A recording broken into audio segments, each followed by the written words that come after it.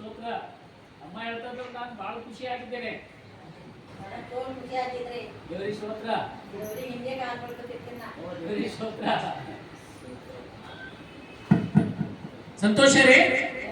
Okay, ಯಾಕಂದ್ರೆ ಇವತ್ತಿನ ದಿನ ದೇವರು ಬಹಳ ದೊಡ್ಡ ಈ ಆಶೀರ್ವಾದವನ್ನು ನಮಗೆ ಕೊಟ್ಟಿರುವುದಕ್ಕಾಗಿ ನಾವು ಇಲ್ಲಿ ಆತನ ಸನ್ನಿಧಾನಕ್ಕೆ ಬಂದು ಕೂತಿದ್ದೇವೆ. ದಯಮಾಡಿ ದೀಪಕಣ್ಣ ಮರಾಠಿ ಹೇಳಕ್ಕೆ ಒಳ್ಳೇದಿರ್ತದೆ ನಮ್ಗೆ ಅಲ್ಲ.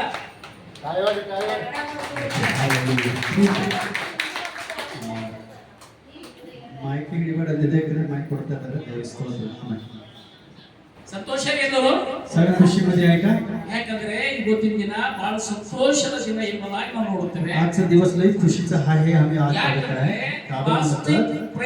उपवास प्रार्थना. उपवास प्रार्थना ಇದು ಬಹಳ ಪ್ರಮುಖವಾಗಿದೆ. हे लई जरुरी आहे. ಇದು ಬಹಳ ಪ್ರಮುಖವಾಗಿದೆ. लई जरुरी आहे. ಈ ಫಾಸ್ಟಿಂಗ್ ಪ್ರೇಯರ್ ಮಾಡೋದ್ರ ಮೂಲಕವಾಗಿ हे उपवास प्रार्थना करताना ದೇವರ ಆಶೀರ್ವಾದ ಹೊಂದಿಕೊಳ್ಳುತ್ತೇವೆ. आम्हाला देवाचा आशीर्वाद मिळतो. ದೇವರ ಆಶೀರ್ವಾದ ಹೊಂದಿಕೊಳ್ಳುತ್ತೇವೆ. देवाचा आशीर्वाद आम्हाला मिळतो. ಈ ಉಪವಾಸ ಪ್ರಾರ್ಥನೆಯಿಂದ हे उपवास प्रार्थनाने ಮನುಷ್ಯನಿಗೆ ಬರ್ತಕ್ಕಂತ ಕಷ್ಟಗಳು, माणसाला याचे हर एक कष्ट, ಮನುಷ್ಯನಿಗೆ ಬರ್ತಕ್ಕಂತ ಕಷ್ಟಗಳು हे माणसाला याचे कष्ट ಅದನ್ನೆಲ್ಲ ಪರಿಹಾರ ಮಾಡ್ತಾರೆ. सगळं परिहार होतो. ಯಾಕಂದ್ರೆ ಈ ಫಾಸ್ಟಿಂಗ್ ಪ್ರೇಯರ್ ಪ್ರಾರ್ಥನೆ ಮೂಲಕವಾಗಿ हे उपवास प्रार्थनेने ಕೆಲವು ಜನರು ಏನ್ ಹೇಳ್ತಾರೆ ಅಂತಂದ್ರ, काय लोक म्हणत आहेत ಈ ಉಪವಾಸ ಪ್ರಾರ್ಥನೆ ಮಾಡೋದ್ರಿಂದ ನಮಗೆ ಏನ್ ಫಾಯ್ದಾ, हे उपवास प्रार्थनेचा काय फायदा आहे? ಈ ಉಪವಾಸ ಪ್ರಾರ್ಥನೆ ಮಾಡೋದ್ರಿಂದ ಏನ್ ಫಾಯ್ದಾ? उपवास प्रार्थनेचा काय आहे आम्हाला? ಉಪವಾಸ ಪ್ರಾರ್ಥನೆ ಮಾಡೋದ್ರಿಂದ उपवास प्रार्थना केलं तर ಕೇಡು, परमेश्वर ಅಪಾಯ, ಕೇಡು, ಅಪಾಯ, सगळे कष्ट आणि समस्या ಯಾವ ಹಾನಿ ಆಗದಂತೆ काय आम्हाला हानी होणार ಆ नाही. ದೇವರ ಆಶೀರ್ವಾದ ಇಳಿದು ಬರ್ತದೆ. ते देवाचे आशीर्वाद आमच्यावर होतात.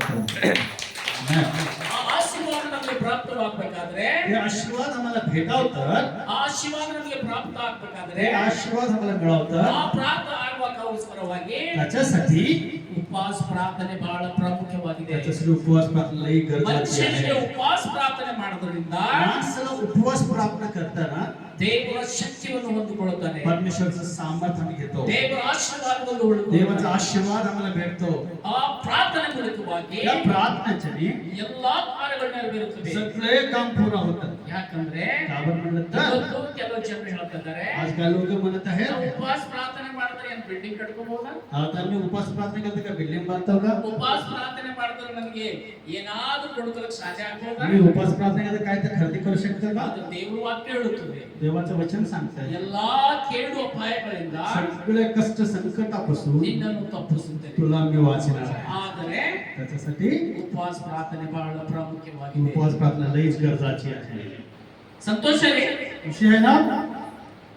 कावर महिन्याला एक बार दीपक साहेब उपवास प्रार्थने ठेवलं म्हणतात की तर माणसं म्हणते की काय ते मला माहिती आहे. दीपक सर आम्हाला वाचायला बसले. हा ते पाहिजे की क्यों बोलो तो ये फास्टिंग प्रेयर करने से हमको फायदा है बोल के कितना लोग बोलते कि हमारे को नहीं मालूम. उपवास प्रार्थना ಮಾಡಿದ್ರೆ ಎಷ್ಟು ಜನಕ್ಕೆ फायदा ಗೊತ್ತದನೆ ಇಲ್ಲ ಗೊತ್ತಿಲ್ಲ. क्योंकि ये फास्टिंग प्रेयर करने से परमेश्वर का आशीर्वाद कैसा आता बोल के एक किताब में लिखे हुआ है. ಯಾಕಂದ್ರೆ ಉಪವಾಸ ಪ್ರಾರ್ಥನೆ ಮಾಡಿದ್ರೆ ಆಶೀರ್ವಾದ ಹೆಂಗೆ ಬರುತ್ತೆ ಅನ್ನೋದು ನಮ್ಮ ಸತ್ಯವೇದದಲ್ಲಿ ಬರೆಯಲ್ಪಟ್ಟಿದೆ. ನಮ್ಮ ಪಾಸ್ಟರ್ ಸಾವು ಬಹಳ ಚುರುಕಾಗಿ ನೋಡೋಣ. ನಾ ಹಿಂದಿನಾಗ ಹೇಳಿದ್ರೆ ಅವ್ರು ಕನ್ನಡದಾಗ ಹೇಳ್ತಾರೆ, ನಾ ಕನ್ನಡದಾಗ ಹೇಳಿದ್ರೆ ಅವ್ರು ಮರಾಠಿದಾಗ ಹೇಳ್ತಾರೆ. ಸಂತೋಷ ರೀ. ಉಪವಾಸ ಪ್ರಾರ್ಥನೆ ಮಾಡೋದ್ರಿಂದ ಆಶೀರ್ವಾದ ಹೊಂದ್ಕೊಳ್ತೀವಿ. आम्ही उपवास प्रार्थना केलं तर आम्ही आशीर्वाद घेतो. ಎಷ್ಟೋ ಜನರಿಗೆ ರೋಗ ಬಿಡುಗಡೆ ಆಗ್ಬೇಕಾದ್ರೆ ಆ ಉಪವಾಸ ಪ್ರಾರ್ಥನೆ ಮೂಲಕವಾಗಿ ಅವರ ಕುಟುಂಬಕ್ಕೆ ಮತ್ತು ಯಾವ ಸೈತಾನ ಮೂಲಕವಾಗಿ ಕಟ್ಟಾದಂತ ಬಂಧನಗಳು ಇರ್ತವೋ ಅದು ಕಳಚಿ ಬಿದ್ದು ಹೋಗ್ತವೆ. उपवास प्रार्थनाने हर एक परिवारामध्ये कष्ट संकट निघून जातात आणि सैतानाच्या बंद अंधकारपासून आम्हाला सुटकारा भेटतो. वो पास्टर साहब का काम एकच नाही. पास्टरचं एकच नाहीये.